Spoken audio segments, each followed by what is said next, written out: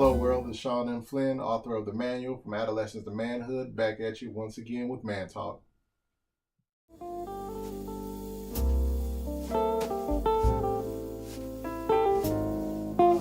You think about the guys such as Reverend Al Sharpton, you think about Jesse Jackson, you think about Louis Farrakhan, and without even getting into if one agrees with their messages or not, right or wrong, that's not even an issue, but just in the sense of their presence, where they used to be visible, where they were that voice that represented, a segment of the black community. They're not there anymore. They're not, there's no one around that picked up the mantle after them. Here we are, 2017, and we just don't have that same voice.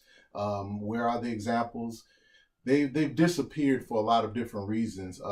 I'll say this, and even this is just speaking, specifically to the community here in Chicago. When I was growing up, it was like, in the 80s, it was a big thing about gaining some sort of wealth, some sort of, financial freedom and moving from the city to the suburbs. And, it was partially like, kind of like the whole white flight thing, but this was black flight. And what seemed to happen over time is, a lot of the people that were examples. So you think of your successful African Americans, your affluent African Americans that, may have went to school, got degrees, educated themselves, had some form of financial stability. They, left the hood, and you can kind of understand it. On the one hand, of course, if you're successful and you're making money and you're, doing, upward mobile things with your life, it's kind of like, why stay in this place?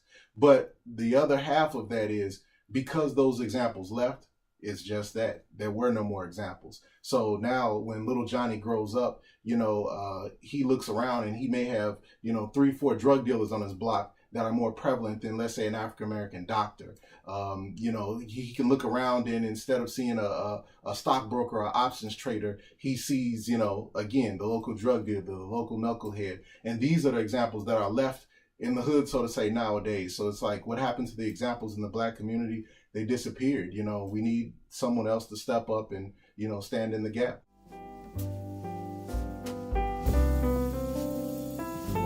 A mentor is someone who kind of has been a trailblazer, someone that has been down a particular road. And the purpose of the mentor is to not just blaze the road and keep going. They blaze a trail to reach back, to lead a way for others to follow them, to say, hey, I've gone this way. It's a successful route. You come this way too. Let me show you how to make it. Another aspect is, I think I heard Andre 3000 say this before in an article I was reading.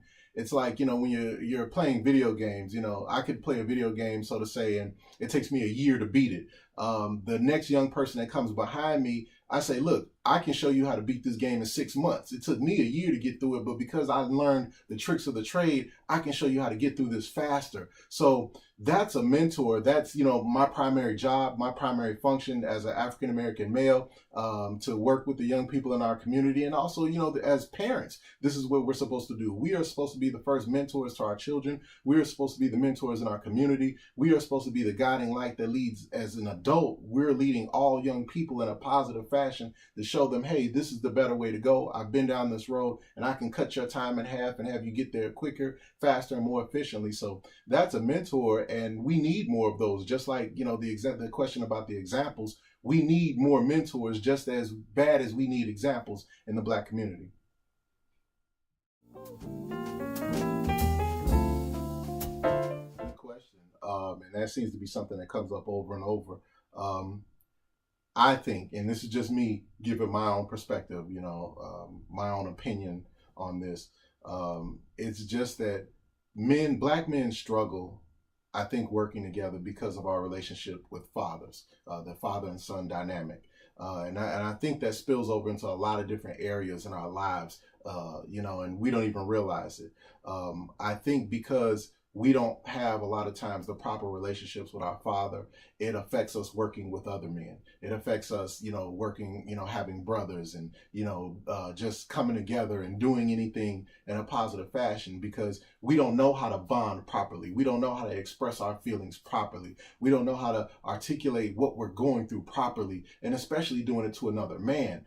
It's, I guess, different with a woman because, women can kind of sense the emotion in a man or just in people, period. And maybe they understand things about men that men don't in that regard. But to another man who already doesn't know how to articulate something, let alone someone that doesn't understand how to hear, what's being articulated to him, it can become very difficult and sticky.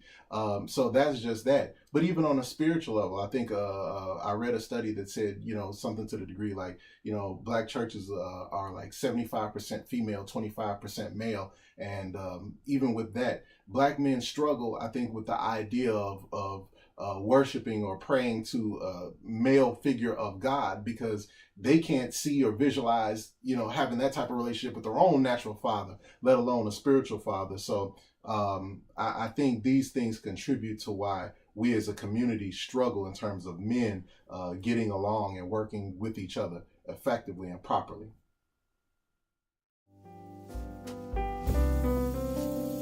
We need each other for a lot of reasons. Our community is made up of people, individuals that make up a collective. No one makes it on their own. We hear the phrase over and over, there's no I in team. No man is an island unto himself. There's a lot of similar phrases that go on and like that emphasize the need of connectivity. They emphasize the need of coming together and being together. There's strength in numbers. We talk about a closed hand makes a fist, which is strong. It's all of these things that we hear over and over, but applying them has been something that we struggled with in the Black community. We have to understand that as we build off of each other's strength, we become stronger. We become something that's unbreakable.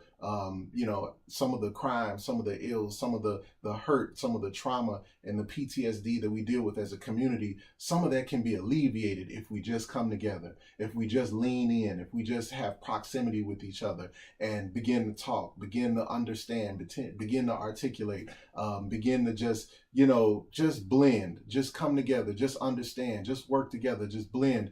And, we definitely need each other for survival. My personal feeling is it's no one else's obligation to fix the Black community but us. The Black community is our home, and it's our job to fix it. It's not up to this man or that man or the other man. It's up to us. And this is, my own personal feeling. And until we come together, it's going to be as it is. It's going to be a mess. I think we're responsible for the mess, and we're the only ones that can clean up the mess.